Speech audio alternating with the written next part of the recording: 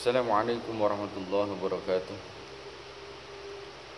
Bismillah, alhamdulillah. Alhamdulillah, salatu wassalamu ala rasulillah wa ala alihi wa ashabihi wa mawalah. Rabbi shrah li sadri wa yassir li amri wahlul 'uqdatam min lisani yafqahu qawli, amma ba'd. Anak-anakku sekalian dirahmati Allah Subhanahu wa taala. Alhamdulillah rabbil alamin. Pada kesempatan siang hari ini kita masih bisa bermuajahah silaturahim melalui media sosial atau melalui media teknologi, sehingga kita bisa bertatap muka pada kesempatan pagi hari ini. Salawat salam senantiasa terlimpah curah kepada junjungan kita Nabi Muhammad sallallahu alaihi wasallam. Semoga senantiasa kita menjadi umat beliau yang nantinya mendapatkan syafaatul kubra di yaumil akhir. Amin ya rabbal alamin. Bagaimana kabar anak-anakku sekalian? Semoga senantiasa kalian dalam keadaan sehat walafiat, dalam lindungan Allah Subhanahu wa taala.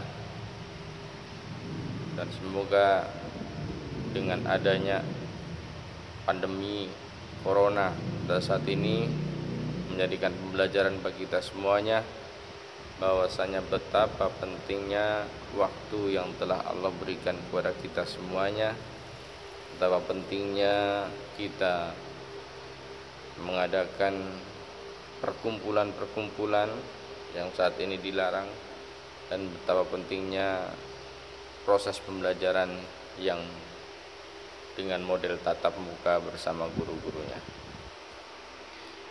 Anak-anak kita dirahmati Allah Subhanahu wa taala, saat ini kita akan belajar dalam konteks pesantren Ramadan Sekolah Islam Nabilah, yang mana pada hari ini jadwal kita adalah tentang toharah. Anak-anakku sekalian, toharah adalah bahasa Arab yang artinya bersuci. Di dalam Islam, bersuci sangat penting sekali, karena itu bagian daripada untuk melaksanakan ibadah keseharian kita, terutama ibadah sholat, berzikir, tadarus dan sebagainya. Karena tanpa dengan toharoh, tanpa dengan bersuci itu, maka ibadah kita akan tertolak oleh Allah Subhanahu wa taala. Dan Allah adalah zat yang sangat mencintai orang-orang yang suci. Bagaimana firman-Nya? A'udzubillahi minasyaitonir rajim. Bismillahirrahmanirrahim. Innallaha yuhibbut tawwabin wa yuhibbul mutatahhirin. Shadaqallahul adzim. Namun pada kesempatan pagi hari ini kita akan membahas toharah. Dalam hal ini ada beberapa hal yang akan kita sampaikan. Bersuci itu dari hadas ataupun bersuci daripada najis. Bersuci dari hadas dan najis. Apa itu hadas dan apa itu najis?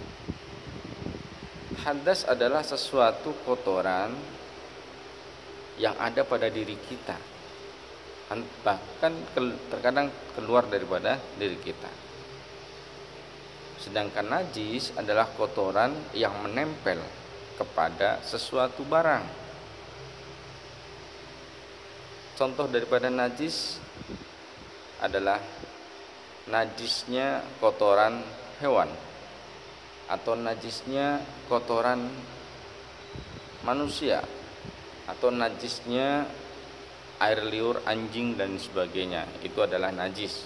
Sedangkan hadas, contohnya hadas ada dua, hadas kecil dan hadas besar.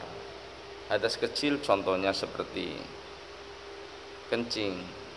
Kalau kita mengeluarkan kencing atau kita mengeluarkan angin dari lubang belakang, nah itu namanya hadis atau hadas kecil, hadas kecil.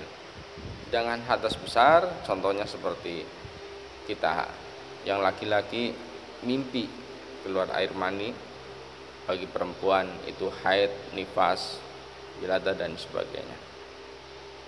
Nah, dari beberapa hal tersebut, ketika hadas kecil, cara mensucikannya cukup dengan berwudu, dan hadas yang besar tentunya dengan cara mandi wajib atau mandi besar.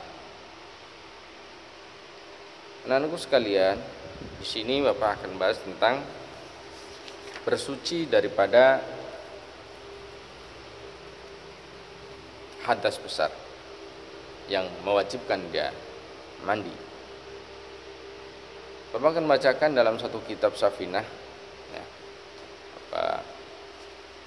hadiah Fatihah dulu ila hadratin Nabi Mustafa sallallahu Muhammad sallallahu alaihi wasallam ala alihi wa sahbihi wa radhihi wa duratihi wa alihi wa kiram sallallahu al-muallim dari kitab Syekh al-Imam al-Alim al-Fadil bin Abdul Mu'ti Muhammad Nawawi al-Jawi sallallahu Syekh al-Alim al-Fadil Salim bin Sumar al-Hadrami sa'udillahi lahum al-Fatihah. A'udzu billahi minasyaitonir rajim. Bismillahirrahmanirrahim. Alhamdulillahirabbil alamin arrahmanir rahim maliki yaumiddin. Iyyaka na'budu wa iyyaka nasta'in shiratal mustaqim shiratal ladzina an'amta 'alaihim ghairil maghdubi 'alaihim waladdallin. Amin. Baiklah anak-anakku sekalian, tolong diperhatikan bab yang akan kita pelajari, yaitu bab hal-hal yang mewajibkan mandi. Waslun bab mujibatul ghusli. Sesuatu yang mewajibkan mandi itu sitatun, ada 6. Yang pertama ilajul hasafati, masuknya hasafah atau masuknya kepala zakar fil farji, ke dalam farji. Ini dalam ilmu fikih, sesuatu itu memang harus disampaikan walaupun itu agak porno, akan tetapi ini bukan porno. Ini adalah sesuatu hukum fikih yang harus disampaikan. Jadi yang mewajibkan mandi pertama itu adalah masuknya kepala zakar ke dalam farji. Kenapa disebutkan seperti itu? Karena terkadang ada orang yang mandi wajib itu karena keluar mani saja, keluar air mani saja. Nah, ketika dia berhubungan dan tidak keluar mani, dia mengelak bahwasanya saya nggak wajib mandi karena saya tidak keluar mani. Makanya hukum pertama yang wajib mandi adalah orang yang memasukkan kepala zakarnya ke dalam farji. Baik dia keluar air mani ataupun tidak, maka dia wajib mandi bagi orang yang berhubungan layaknya suami istri, walaupun hanya kepalanya saja yang masuk. Belum keluar air mani, maka dia wajib mandi. Pertama, memasukkan kepala zakar ke dalam farji. Yang kedua, wa khurujul mani, keluarnya air mani, baik keluarnya tersebut secara sengaja ataupun tidak sengaja, baik dengan berhubungan suami istri ataupun tidak. Kalau dia keluar air mani, maka wajib mandi. Nah, kita katakan wal haidu, orang yang haid. Sama-sama kita ketahui, orang yang habis daripada haid atau sudah tuntas haidnya, maka wajib dia mandi besar. Lalu yang selanjutnya wan nifas, nifas wal wiladah, dan wiladah. Nifas adalah darah yang keluar setelah melahirkan, sedangkan wiladah adalah darah yang keluar yang mengiringi bayi ketika dilahirkan. Nah, tolong bedakan. Nifas, darah yang keluar setelah memandikan, setelah melahirkan. Dan wiladah adalah darah yang keluar ketika melahirkan. Lalu yang keenam yang mewajibkan seorang itu mandi adalah wal mautu, mati. Orang yang mati wajib dimandikan, kecuali orang non muslim, nonis atau kafir, dan orang yang mati syahid. Kalau orang yang non muslim dimandikan boleh enggak? Boleh, enggak apa-apa. Tapi enggak usah memakai tata cara fardu kifayah ulang Islam. Tidak pula disolatkan, cukup dimandikan aja. Soalnya menghormati sebagai manusia. Nah, kalau orang mati syahid ini mutlak tidak boleh dimandikan. Hukumnya haram dimandikan. Itu bagi orang yang mati syahid. Lalu selanjutnya anakku yang dirahmati Allah SWT, supaya kita agak banyak jadi diringkas-ringkas saja. Itulah 6 hal yang mewajibkan kita mandi besar atau mandi wajib. Lalu apa aja fardunya mandi wajib supaya kita tahu ya. Furudul ghusli, fardunya mandi ya, baik itu mandi wajib atau enggak mandi wajib sebenarnya sama-sama seperti ini. Tapi yang lebih ditekankan adalah mandi besar ini harus melaksanakan fardu-fardunya mandi. Di mana fardu mandi itu sebenarnya ada isnani, ada 2. Yang pertama niat, yang kedua takmimul badan bil ma, meratakan air ke sekujur tubuh kita, meratakan air ke sekujur tubuh kita tanpa ada yang terlewati ya. Itu 2 fardu mandi, niat dan meratakan air ke sekujur tubuh. Nah, itu fardunya mandi di situ.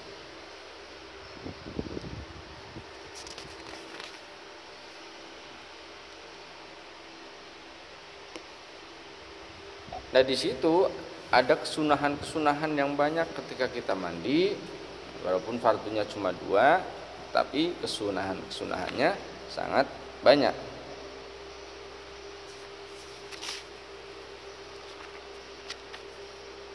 Sehingga harus diperhatikan. Kadang karena ini hanya sunnah tidak dilakukan. Contohnya apa? Seperti membersihkan setiap sela-sela yang ada pada tubuh kita, membersihkan tempat-tempat yang tersembunyi pada tubuh kita, menyela-nyelai rambut kita, apalagi rambut yang panjang, semuanya harus terkena air semuanya.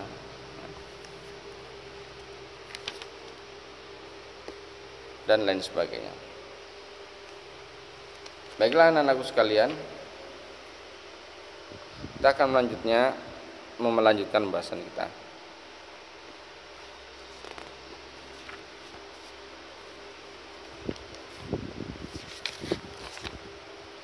Ada beberapa hal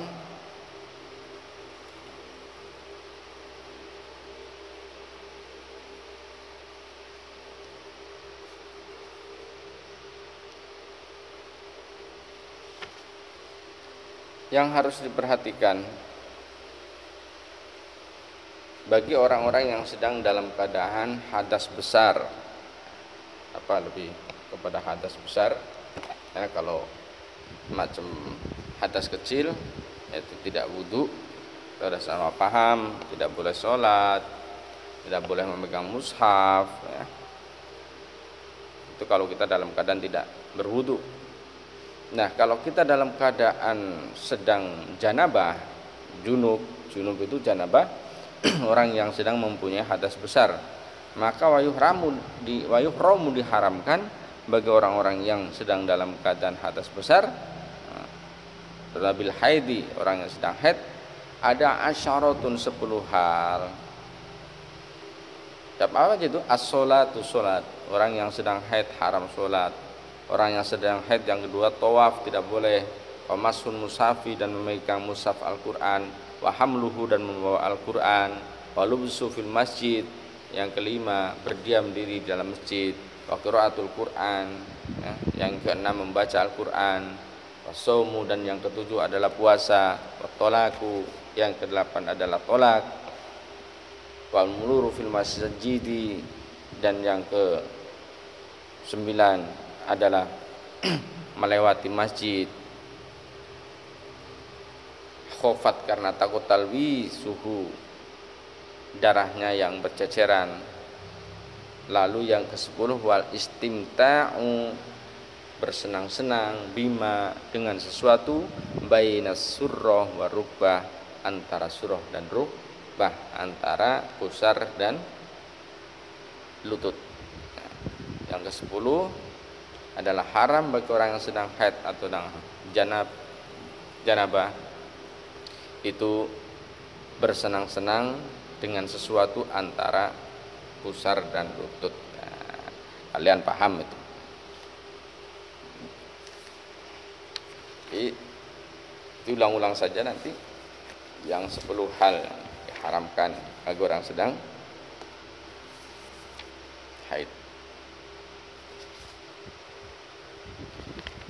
Cara ini bab toharah anak-anakku sekalian, itu semuanya dilakukan ketika kita bersuci, tentunya dengan air yang bersih. Karena media yang paling baik untuk bersuci adalah air.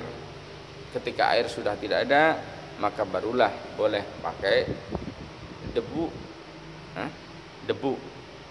turab, bukan pasir atau bukan tepung. Kalau debu sudah tidak ada, boleh dengan debu atau boleh dengan batu. Yang ketiga dengan batu. Terus diperbolehkan juga kita bersuci menggunakan sesuatu yang bisa menghilangkan kotoran tersebut. Kalau sekarang model-model seperti tisu, tisu itu diperbolehkan untuk bersuci. Lebih afdolnya setelah pakai tisu atau setelah pakai batu, debu, maka menggunakan air. Airlah yang lebih utama.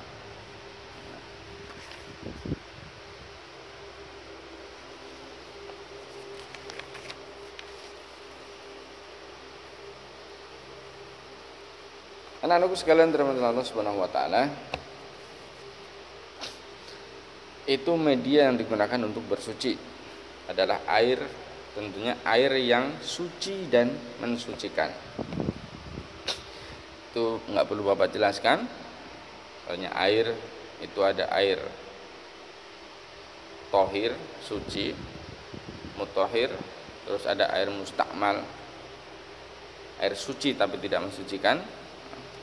Terus ada air yang memang kotor atau tidak suci, tentunya tidak bisa untuk mensucikan. Dia menjelaskan bersuci dengan hadas, mensucikan hadas. Bagi hadas besar mensucikan dengan cara mandi. Kalau hadas kecil itu cukup dengan berwudu. Untuk selanjutnya, tadi Bapak cuma menyampaikan tentang hadas besarnya saja, karena untuk hadas kecil Bapak anggap kalian sudah paham, yaitu tentang wudu dan juga fardu-fardunya wudu. Ini Bapak akan menjelaskan tentang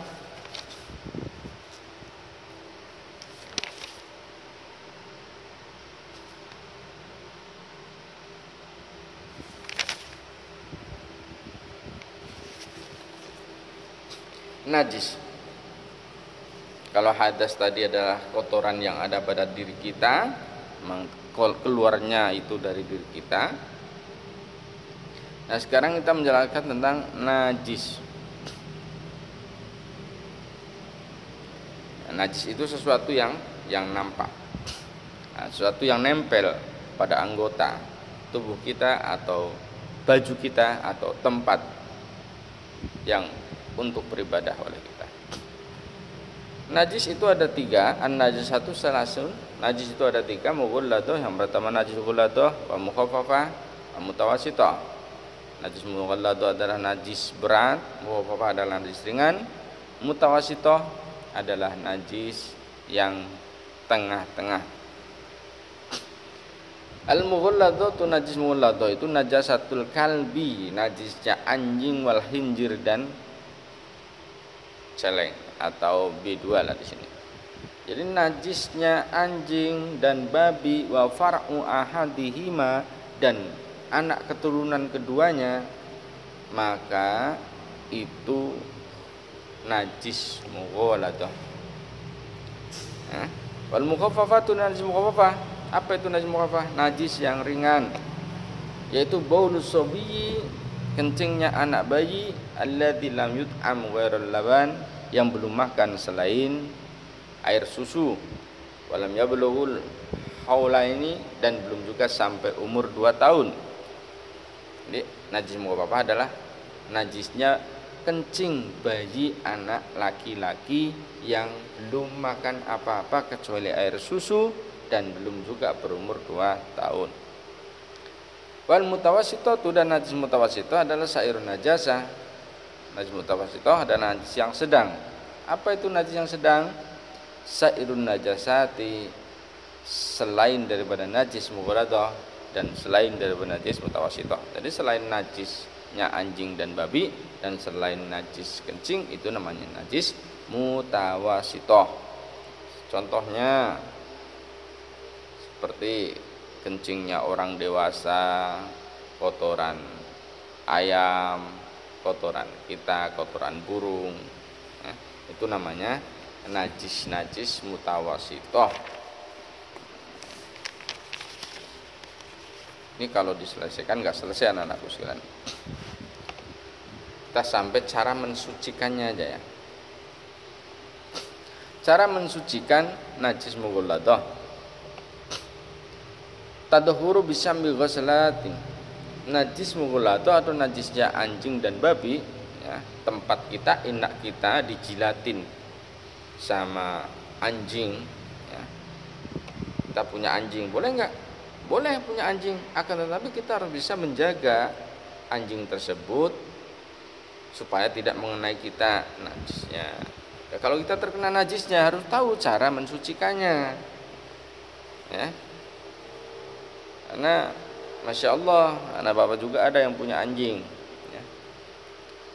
Boleh saja, akan tetapi harus diperhatikan cara mensucikannya. Al-mughalladatu tathur. Najis mughalladah itu bila suci bisa ba'i ghuslatin dengan 7 kali basuhan, ya, ba'da izalati ainiha, tentunya setelah membuang bekasnya. Contoh, sudah dijilat-jilat, nah, jilatan tersebut kita bersihkan dulu.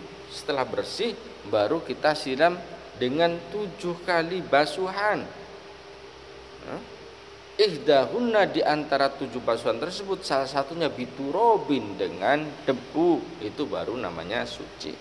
Jadi nggak apa-apa kita punya anjing, kalau sempat kita terkena najisnya, maka bersuci dengan cara yang Bapak ajarkan ini, dengan cara Islam, itu 7 kali basuhan, salah satu basuhan tersebut biturobin, dengan debu, gosok-gosok sampai bersih, nah, barulah suci hadas, suci daripada najis mughalladah. Wal mukhaffafatu, najis mukhaffafah, najis yang ringan. Tadhuru bi rasyil ma, dia bisa bersih, bisa suci dengan cara mengalirkan atau mencipratkan air alaiha, atas najis tersebut, ma'al ulabah, dengan banget take, ya, dengan serius. Jadi nyipratinya itu dengan serius, bukan dengan main-main. Jadi baju kita, sarung kita terkena najis mukhaffafah. Apa itu najis mukhaffafah? Kencingnya anak bayi yang belum 2 tahun, belum makan apa-apa kecuali ASI. Nah, itu cukup dengan mencipratkan air sungguh-sungguh ke bagian yang terkena najis tersebut. Itu najis mukhaffafah. Lalu wa izalati ainiha. Wal mutawasitatu, dan najis mutawasithah, yaitu selain najis mughalladah dan najis mukhaffafah, ditangkosimu ala kismain. Najis mutawasithah terbagi menjadi 2, tangkosimu ila ala kismain, terbagi menjadi 2. Yang pertama najis mutawasithah ainiyah, yang kedua hukmiyah. Al-ainiyah, najis mutawasithah yang ainiyah, yang nampak, ya. Mutawasithah ainiyah itu najis mutawasithah yang nampak najisnya. Kalau hukmiyah itu yang tidak nampak najisnya. Contoh, ya, anak umur 5 tahun kan sudah enggak ASI lagi, sudah makan, semuanya dimakan, somai, bakso, semuanya dimakan. Lalu dia kencing di atas karpet. Nah, selama bekas kencingnya masih nampak, itu namanya najis ainiyah. Kalau sudah kering, dia nggak nampak lagi, maka itu namanya najis hukmiyah. Nah, itulah najis mutawasithah. Fal ainiyatu allati laha launun. Najis ainiyah itu disebut najis ainiyah karena dia launun, ada rupa. warihun ada bau, watokmun dan ada rasanya. Kalau masih ada nampak rupanya, nampak barangnya, terus masih ada baunya dan masih ada rasanya, dijilat itu masih terasa rasa kencing gitu, maka itu namanya hadis ainah. Cara mensucikannya fala budda min izalati launuha, maka cara mensucikannya wajib menghilangkan rupanya atau barangnya tersebut. Yang nampak itu dihilangkan dulu. Menghilangkan launuha, warnanya, menghilangkan rihiha, baunya, wa izalatu ta'miha, dan menghilangkan rasanya. Akhirnya dihilangkan semuanya sampai tidak ada bau, rasa dan juga rupanya. Itu cara membersihkan najis hukmiyah, najis ainiyah, najis mutawasitoh yang ainiyah. Wal hukmiyah itu, sedangkan cara mensucikan najis hukmiyah alati, hukmiyah itu ya lawannya najis ainiyah, alati la launa wala riha wala ta'ma. Najis hukmiyah itu yang tidak ada bau, rasa dan rupa. Yakfika jariul ma' ya 'alaiha, maka cara membersihkannya cukup dengan mengalirkan air ke tempat tersebut. Demikianlah, sudah 30 menit ya, hampir 30 menit kita belajar fikih. Semoga mendapatkan keberkahan dari Allah Subhanahu wa taala ya. Akhirnya kita tutup dengan bacaan doa kifaratul majlis. Semoga bermanfaat bagi kita semuanya dan ilmu ini bisa kalian praktekkan dalam kehidupan sehari-hari. Subhanakallahumma wa bihamdika asyhadu an la ilaha illa anta astaghfiruka wa atubu ilaik. Assalamualaikum warahmatullahi wabarakatuh.